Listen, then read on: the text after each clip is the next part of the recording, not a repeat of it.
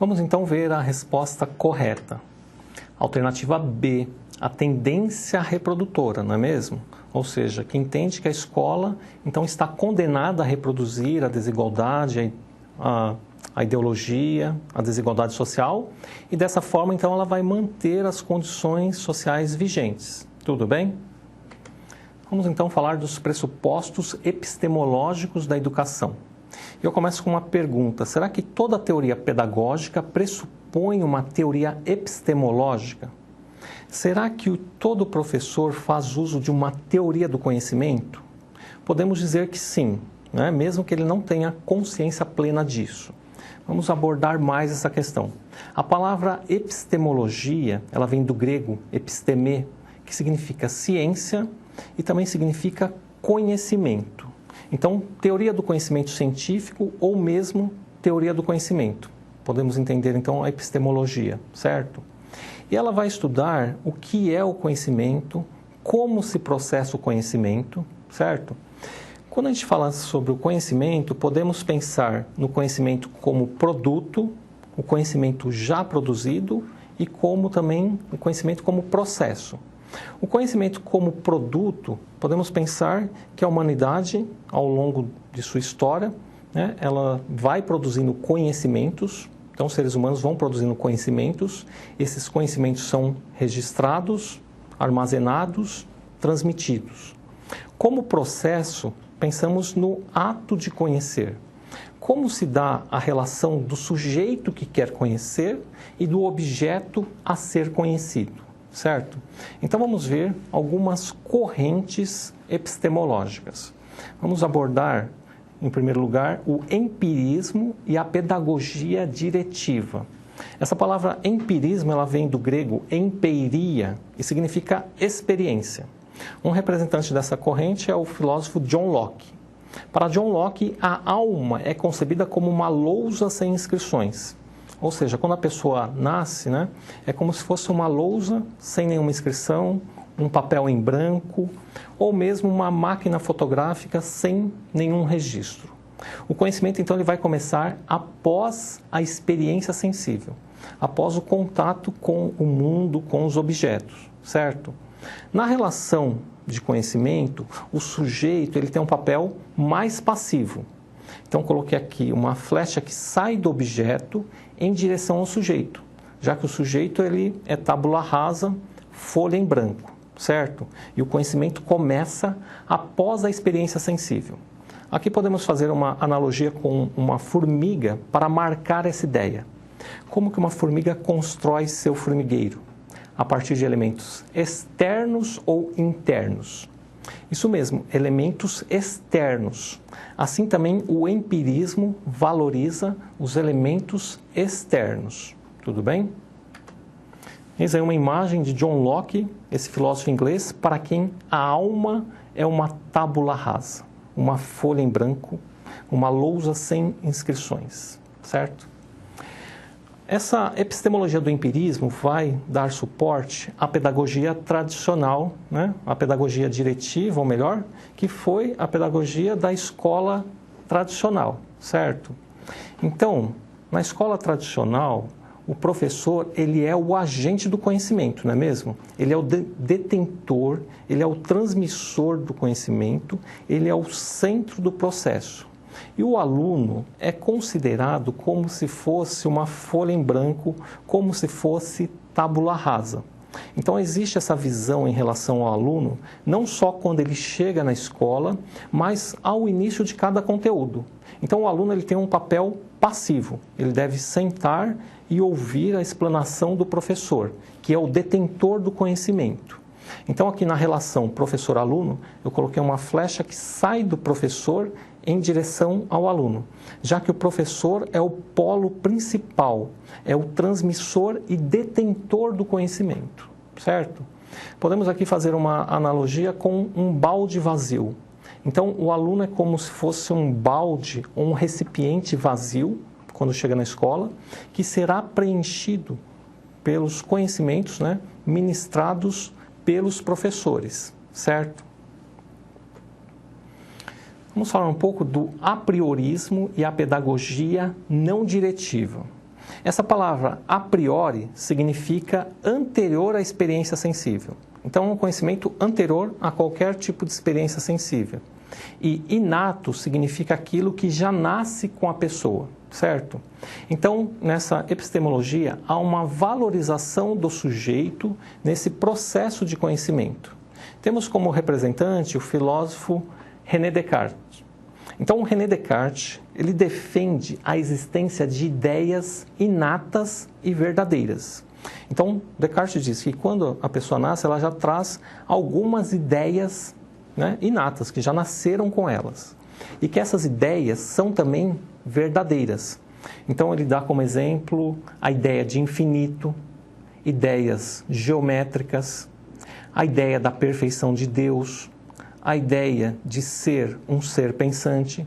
Então, o sujeito ele já é dotado com algumas ideias anteriores à experiência sensível, certo?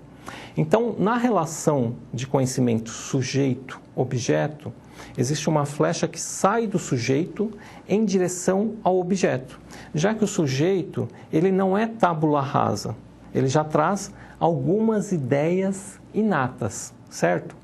Aqui podemos fazer uma analogia com uma aranha para marcar essa ideia. Como que uma aranha produz a sua teia? A partir de elementos externos ou internos? Isso mesmo, elementos internos, certo? Então ela produz a sua teia a partir das suas glândulas abdominais, que ela irá produzir essa teia. Então, portanto, ela recorre apenas elementos internos. Então, assim também, nessa corrente do apriorismo e inatismo, se valoriza o interno, já que o sujeito é dotado de ideias inatas, certo? Eis aqui uma imagem de René Descartes, autor da famosa frase penso, logo existo. Para muitos é penso, logo desisto, né? Mas com certeza não é o seu caso, meu caro aluno. Vamos então à pedagogia não diretiva, que tem o seu pressuposto epistemológico nessa corrente do inatismo. Então, a educação, ela desperta o que cada um tem de inato. Essa é a concepção, que a educação serve para despertar aquilo que o aluno já tem de inato. O professor, então, ele deve possibilitar que venham à tona esses dons que o aluno já traz com ele, certo? Nessa relação, o aluno ele é o centro do processo de conhecimento. O professor, por sua vez, ele vai ser um facilitador da aprendizagem, certo? Então, na relação aluno-professor, o aluno ele é o polo principal. Por quê? Porque ele já traz esses dons inatos. E o professor, então, deve facilitar para que esses dons venham à tona. Tudo bem? Então, podemos aqui fazer uma analogia com uma semente. O aluno ele é visto como uma semente que já traz vários dons inatos. Então, já existem determinantes inatos em cada aluno, que ele irá desenvolver, certo? Com a ajuda do professor. Vamos falar mais sobre essa corrente. Essa pedagogia não diretiva, né, foi utilizada pela Escola Nova e ela recebeu assim, algumas críticas. Eu coloquei aqui algumas críticas principais. Então, o que aconteceu? A Escola Nova, ela criticou a escola tradicional por ser muito centrada na figura do professor, ser muito autoritária. E, de uma certa forma, os críticos da Escola Nova vão dizer que ela acabou indo para o polo oposto. Essa crítica ao autoritarismo acabou levando a uma ausência de disciplina. Então, acabou levando assim a uma certa bagunça, entre aspas, certo? Outra crítica, a ênfase no processo, no fazer, levou ao aligeiramento dos conteúdos. Então, se enfatizou muito o fazer, certo? O processo, e com isso, conteúdos clássicos foram deixados de lado. Outra crítica, justificação do sucesso ou do fracasso escolar como algo biológico inato. Então, veja, meu caro aluno, por exemplo, um aluno que vai bem em matemática, Então, esse aluno ele vai bem em matemática, ele aprende fácil, certo? Tira notas boas. Então, o professor pode justificar da seguinte forma: esse aluno ele já nasceu com esse dom, ele já tem facilidade, ele nasceu com isso, certo? E aquele aluno que vai mal, aquele aluno que não entende matemática, tem dificuldade, tira notas baixas. Qual que é a justificativa? É a mesma justificativa. Então, se fala assim, esse aluno não nasceu com esse dom, ele não nasceu, não há muito o que fazer. Então, percebe que justifica tanto o sucesso quanto o fracasso como algo já inato. É biológico e inato. Se é biológico e inato, então não sobra muito espaço para a atuação do professor, não é mesmo?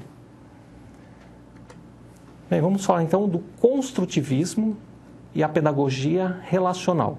A epistemologia construtivista, que tem seu representante em Jean Piaget.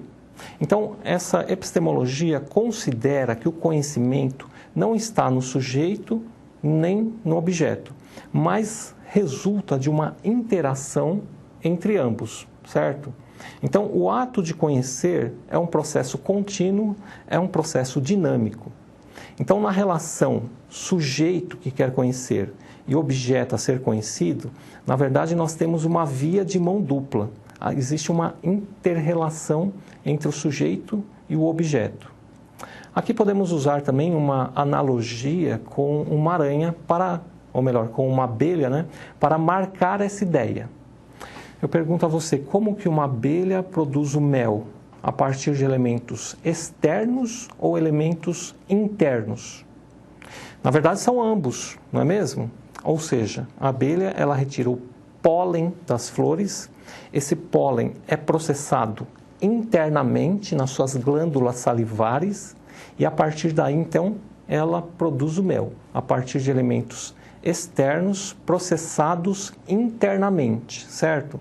Assim também, nessa pedagogia relacional, nessa corrente do construtivismo, nós temos na produção do conhecimento elementos externos e internos. Eis aqui uma imagem de Jean Piaget. Jean Piaget ele se autodefiniu como um antigo futuro filósofo. Ele diz que ele começou estudando filosofia, ele estava empolgado pela filosofia, mas depois, de uma certa forma, ele acabou assim, ficando um pouco decepcionado, ficou em dúvida se a filosofia poderia dar um conhecimento certo, comprovado, e aí ele acabou enveredando, então, para biologia, epistemologia, psicologia, mas ele começou com a filosofia, certo? Então, a pedagogia relacional. Nessa pedagogia, o aluno não é concebido como tábula rasa, mas dotado de conhecimentos prévios, certo? Então, não se entende que o aluno seja tábula rasa. O professor, por sua vez, ele também não é detentor exclusivo do conhecimento. Ou seja, o professor é aquele responsável pelo processo de conhecimento, mas o aluno, então ele considera que o aluno não é tábula rasa. Até mesmo porque o aluno, quando chega na escola, ele já teve outras experiências na família, na rua, no clube, na igreja, enfim. Então valoriza-se essa experiência de vida do aluno e a sua capacidade de conhecer. Valoriza-se também o professor como o responsável pelo processo, certo? Como aquele que representa a escola, que tem também autoridade, sem autoritarismo, certo? Então, na relação aluno-professor, nós temos também uma via de mão dupla. O professor é o responsável pelo processo, mas ele também parte dos conhecimentos prévios que o aluno já possui. Tudo bem? Então, vamos a um momento de interatividade. Nessa teoria pedagógica, o professor é o centro do processo de conhecimento, ele é o portador do conhecimento que deve ser transmitido aos alunos. O aluno é concebido como uma lousa em branco, como uma tábula rasa ou mesmo um balde vazio, que deverá ser preenchido com os conhecimentos transmitidos pelo professor. Trata-se da alternativa A, pedagogia diretiva, B, pedagogia não diretiva, C, pedagogia relacional, D. Pedagogia hipotética. E. Antipedagogia? Pense um pouquinho e já retornaremos.